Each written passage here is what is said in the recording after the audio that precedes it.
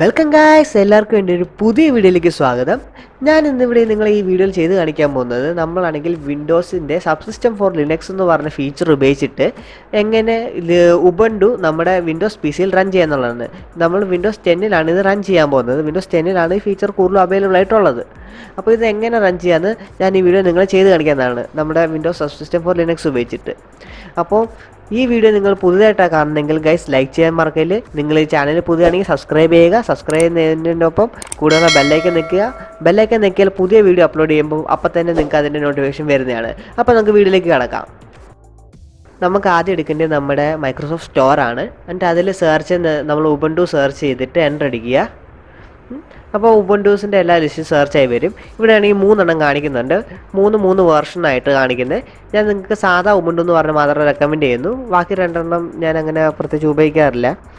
ഇതാണ് കുറച്ചും കൂടെ കൂടുതൽ നല്ലത്. അപ്പോൾ ഞാൻ ഇത് നിങ്ങൾക്ക് റെക്കമെൻഡ് ചെയ്യുന്നു. ഇതാണെങ്കിൽ 400 MB വരുന്ന ഫയലാണ്. ഇപ്പോൾ നിങ്ങൾക്ക് ഇവിടെ താഴെ കണ്ടായിരുന്നു. ഇപ്പോൾ നമുക്കിത് ഇൻസ്റ്റാൾ ചെയ്യണം. ഇത് ഇൻസ്റ്റാൾ ചെയ്താൽ ഉബുണ്ടു അവിടെ ഡയറക്റ്റ് വർക്ക് ചെയ്യണമെന്ന് തുടങ്ങത്തില്ല. ഇത് ഉബുണ്ടുവിൻ്റെ ജസ്റ്റ് ഒരു ടെർമിനൽ സെറ്റപ്പ് ഫയൽ മാത്രമാണ്.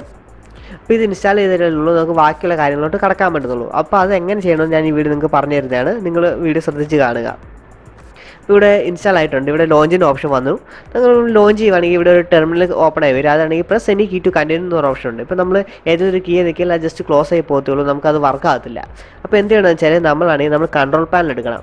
ഇത് നമ്മുടെ ഏറ്റവും ഇമ്പോർട്ടൻ്റ് ആയിട്ടുള്ള സ്റ്റെപ്പാണ്. നിങ്ങളിത് മിസ് ചെയ്യില്ലേ. നമ്മൾ കൺട്രോൾ പാനലിൽ പ്രോഗ്രാംസ് എടുത്ത് കഴിയുമ്പോൾ ഇവിടെ ആണെങ്കിൽ പ്രോഗ്രാംസ് ആൻഡ് ഫീച്ചേഴ്സ് എന്ന് പറഞ്ഞൊരു ഓപ്ഷൻ ഉണ്ട്. അതിന് തൊട്ട് സൈഡിൽ turn Windows features on and of എന്ന് പറഞ്ഞ ഓപ്ഷൻ ഉണ്ട്. അതെടുത്ത് കഴിയുമ്പോൾ അതിൻ്റെ ഏറ്റവും താഴോട്ട് വരുമ്പോഴത്തേക്കിന് നമുക്കാണെങ്കിൽ വിൻഡോസ് സബ്സിസ്റ്റം ഫോർ ലിനക്സ് എന്ന് പറഞ്ഞൊരു ഓപ്ഷൻ ഉണ്ട്, ഒരു ബോക്സ്. അതിൽ ടിക്ക് ചെയ്യുക. എന്നിട്ട് ഓക്കെ അടിക്കുക. Windows subsystem for Linux. അതപ്പോൾ ഇതുപോലെ അതിൻ്റെ ചേഞ്ചസ് അപ്ലൈ ചെയ്യാൻ തുടങ്ങും നമ്മുടെ വിൻഡോസ് പി സിയിൽ. എന്നിട്ട് ഇവിടെ റീസ്റ്റാർട്ടിൻ്റെ ഓപ്ഷൻ വരും. എന്നിട്ട് നമ്മൾ റീസ്റ്റാർട്ട് ചെയ്യണം. റീസ്റ്റാർട്ട് ചെയ്താലേ ഉള്ളൂ നമ്മൾ എന്തെങ്കിലും ചേഞ്ചസ് ഇതേപോലെ ഇൻറ്റേർണലായിട്ട് നടത്തിയിട്ടുണ്ടെങ്കിൽ അത് സേവ് ആകത്തുള്ളൂ. അല്ലാതെ നമ്മൾ ഷട്ട് ഡൗൺ ചെയ്താൽ അതൊന്നും സേവ് ആകത്തില്ല. അതുകൊണ്ട് നമ്മൾ റീസ്റ്റാർട്ട് ചെയ്യണം. പിന്നെ നമ്മൾ റീസ്റ്റാർട്ട് ചെയ്ത് നമ്മൾ തിരിച്ചു വന്നിരിക്കുന്നു. അപ്പം ഞാനിവിടെ നോക്കുകയെന്നടുത്ത് ഇവിടെ നമ്മുടെ ഉബുണ്ടുവിൻ്റെ ഫയൽ ഇവിടെ ഇൻസ്റ്റാൾ ആയി കിടപ്പുണ്ട്. റീസെൻ്റ്ലി ആഡഡ് എന്ന് പറഞ്ഞിട്ട് അത് എടുക്കുമ്പോഴത്തേക്കിന് അത് ഇൻസ്റ്റാളിംഗ് എന്ന് പറഞ്ഞു വന്നു. നേരത്തെ ആണെങ്കിൽ press any key to continue എന്ന് പറഞ്ഞായിരുന്നു. അത് മാറി ഇൻസ്റ്റാളിംഗ് എന്ന് പറഞ്ഞു വന്നു. ഇൻസ്റ്റാളായി. ഇവിടെ ആണെങ്കിൽ ഒരു യൂസർ നെയിം കൊടുക്കാൻ പറഞ്ഞു. ഞാൻ ഇവിടെ AK എന്ന് പറഞ്ഞു കൊടുക്കുന്നു. എൻ്റെ എൻ്റർ അടിക്കുന്നു. ഇനി നമുക്കിവിടെ ഒരു പാസ്വേഡിൻ്റെ ഓപ്ഷൻ വരും. നമുക്കൊരു പാസ്വേഡ് അടിക്കണം. അപ്പോഴാണെങ്കിൽ അത് നമ്മൾ ടൈപ്പ് ചെയ്യാൻ നേരത്ത് അത് കാണത്തില്ല, ഇൻവിസിബിൾ ആയിരിക്കും. നിങ്ങൾ കരുതല്ലേ ഇനി പാസ്വേഡ് നമ്മൾ ടൈപ്പ് ചെയ്തിട്ട് വരുന്നില്ല, കീബോർഡ് വർക്ക് ചെയ്യുന്നില്ല. പക്ഷേ അങ്ങനെയല്ല, പാസ്വേഡ് വരും. അത് പക്ഷേ ഇൻവിസിബിൾ ആണ്, നിങ്ങൾക്ക് കാണാൻ പറ്റത്തില്ല. അപ്പോൾ നിങ്ങൾ കറക്റ്റായിട്ടുള്ളത് തന്നെ ടൈപ്പ് ചെയ്യുക. എന്നിട്ട് എൻ്റർ അടിക്കുക.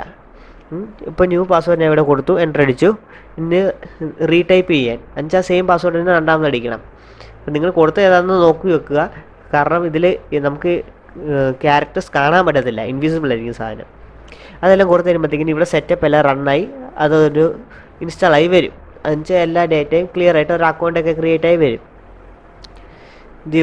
ഇതാകുന്നുണ്ട്. ഇതിവിടെ ആയിട്ടുണ്ട്. ഇവിടെ നിങ്ങൾക്ക് കാണാം നമ്മുടെ സാധാ ഉബുണ്ടുവിൽ നിങ്ങൾക്ക് കാണുന്ന പോലെ അതിൻ്റെ ടെർമിനൽ ഫംഗ്ഷൻ നമുക്കിവിടെ ആക്ടിവേറ്റ് ആയിട്ടുണ്ട്. ഇത് ഉബുണ്ടുവിൻ്റെ ടെർമിനലാണ്. ഇവിടെ നിങ്ങൾക്ക് ഉബുണ്ടുവിൽ ചെയ്യാവുന്ന എല്ലാ ടൈപ്പിലെ ടെർമിനൽ ഫംഗ്ഷൻസ് ഇവിടെ റൺ ചെയ്യിപ്പിക്കാൻ പറ്റും. എല്ലാ ടൈപ്പിലെ കോഡുകൾ റൺ ചെയ്യാനും ഇതിപ്പോൾ നമുക്ക് പൈത്തൺ വെച്ച് ചെയ്യാൻ പറ്റിയ ഒരു ബെസ്റ്റ് പ്ലാറ്റ്ഫോമാണ് ഈ ടെർമിനലിൽ. ഇതിപ്പോൾ നിങ്ങൾക്ക് ഈ സാധാ ഉബുണ്ടുവിൻ്റെ ആപ്പിൽ നിൽക്കുമ്പോഴാണ് ഈ ടെർമിനലിലോട്ട് വന്നത്. ഇതല്ലാതെ നമുക്ക് നമ്മുടെ ആണെങ്കിൽ വിൻഡോസിൻ്റെ കമാൻഡ് പോർട്ടൽ എടുത്താലും നമുക്കിത് ആക്സസ് ചെയ്യാൻ പറ്റും. അതിനുവേണ്ടി ഒരു ചെറിയ ഷോർട്ട് വീഡിയോ ചെയ്യാം. അല്ല ഇതിൽ തന്നെ ചെയ്യുവാണെങ്കിൽ ചിലപ്പോൾ അത് വീഡിയോ കുറച്ചും കൂടെ ലെങ്തി ആകാൻ ചാൻസ് ഉണ്ട്. അതുകൊണ്ട് ഞാൻ ഇതിൽ ഇൻക്ലൂഡ് ചെയ്തില്ല. വേണമെങ്കിൽ ഒന്ന് പറഞ്ഞേക്കാം. നമുക്കാണെങ്കിൽ കമാൻഡ് പോർട്ടൽ എടുത്തിട്ട് അതിൽ ബാഷിന് അടിച്ചാൽ നമുക്ക് ഈ ലിനക്സ് ഫംഗ്ഷനിലോട്ട് കടക്കാൻ പറ്റും. എന്നിട്ട് അവിടെ നിന്ന് ഈ ഉബുണ്ടുവിലെ എല്ലാ കോഡ്സും അവിടെ നിന്ന് റൺ ചെയ്യാൻ പറ്റും. അല്ലാതെ നമ്മൾ റൺ ചെയ്യാൻ നോക്കുക എന്നുവെച്ചാൽ ഉബുണ്ടുവിൻ്റെ കോഡ് നമ്മുടെ കമാൻഡ് പോർട്ടൽ റൺ ചെയ്യാൻ നോക്കിയാൽ നടക്കത്തില്ല.